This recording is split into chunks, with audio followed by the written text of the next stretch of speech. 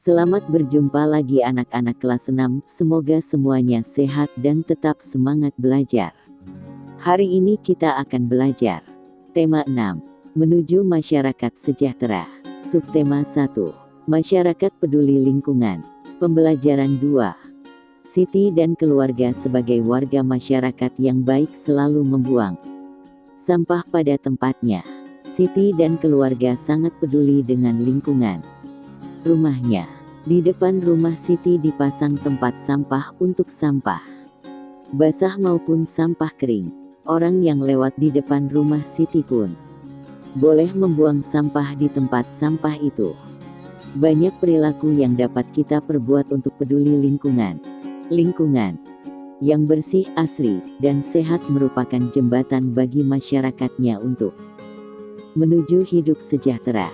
Bacalah bacaan berikut. Ayo membaca. Kampung Rawajati.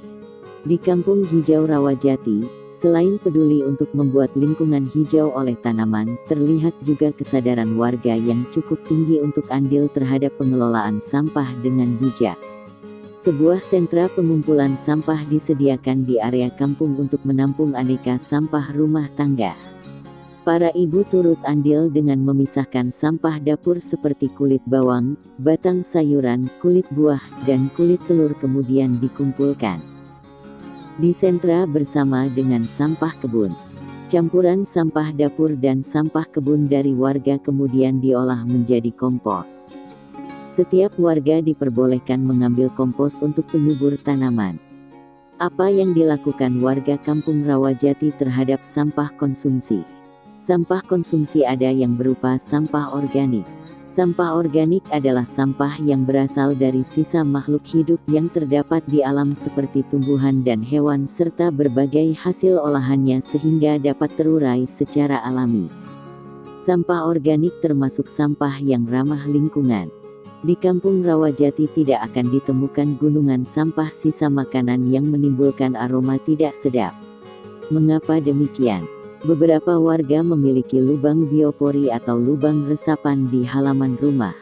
Sampah sisa makanan tiap hari dituang ke dalam lubang biopori dan dibiarkan membusuk di sana.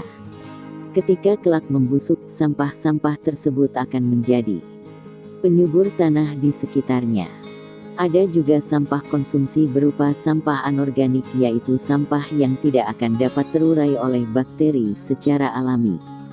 Beberapa contoh sampah anorganik adalah sampah-sampah plastik yang kita gunakan dalam kehidupan sehari-hari seperti botol kemasan plastik, botol kaca, besi, serta barang tak terpakai lainnya.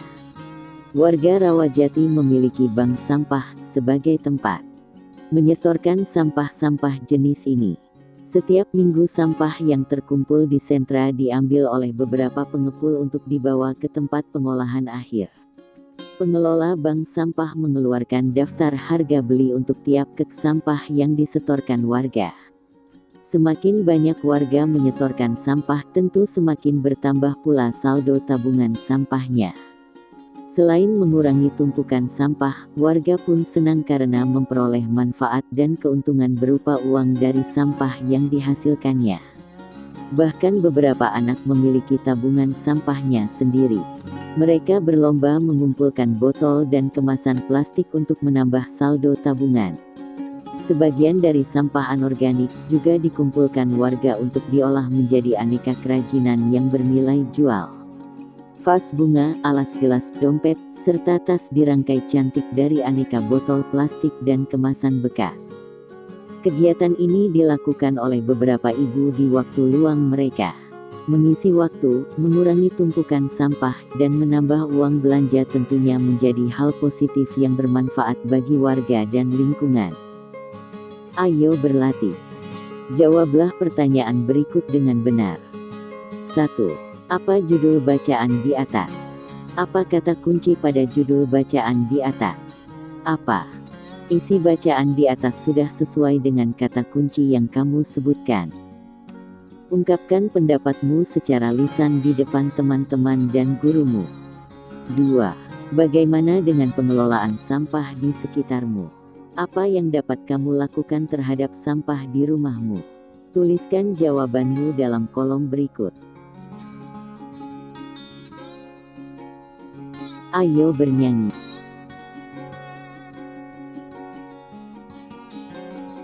Ayo berlatih. Apa isi lagu tersebut? Apakah kamu menyanyikan lagu di atas sesuai dengan interval lagunya? Apakah kamu mengetahui apa yang dimaksud dengan interval lagu? Coba tuliskan yang dimaksud interval pada kolom berikut. Peduli lingkungan bersama keluarga, misalnya bekerja bersama-sama membersihkan rumah sambil bernyanyi merupakan kegiatan yang menyenangkan. Peduli lingkungan merupakan kewajiban kita. Dari anak-anak, para remaja, dan orang tua hendaknya peduli dengan lingkungan. Ayo mengamati. Perhatikan kedua gambar berikut dan jawablah pertanyaan di bawah ini. 1. Apakah kamu melihat adanya perbedaan pada kedua gambar tersebut? Tunjukkan perbedaan pada gambar di atas. Tuliskan pada kolom berikut. 2. Tahukah kamu yang dimaksud masa puber? Baik anak laki-laki maupun anak perempuan akan mengalami masa puber. Apa ciri-ciri anak laki-laki dan perempuan pada masa puber? Tuliskan pada kolom berikut. Ayo renungkan. Apa yang sudah kamu pelajari pada pembelajaran kali ini? Apakah kamu merasa kesulitan? Tuliskan yang sudah kamu pelajari. Tuliskan juga kesulitan yang kamu temui. Kamu merasa kesulitan pada pembelajaran kali ini. Tuliskan pada kolom berikut. Kerja sama dengan orang tua. Diskusikan bersama orang tuamu tentang masa puber. Kemudian, bersama orang tuamu amatilah anak-anak di sekitar lingkunganmu yang sedang mengalami masa puber. Tuliskan nama anak yang sedang mengalami masa puber dan ciri-ciri anak tersebut. Tuliskan pada kolom berikut. Semoga ilmu yang kita pelajari menjadi ilmu yang bermanfaat dan barokah. Amin. Ikuti terus channel ini untuk mendapatkan video pembelajaran lainnya. Demikian dan terima kasih.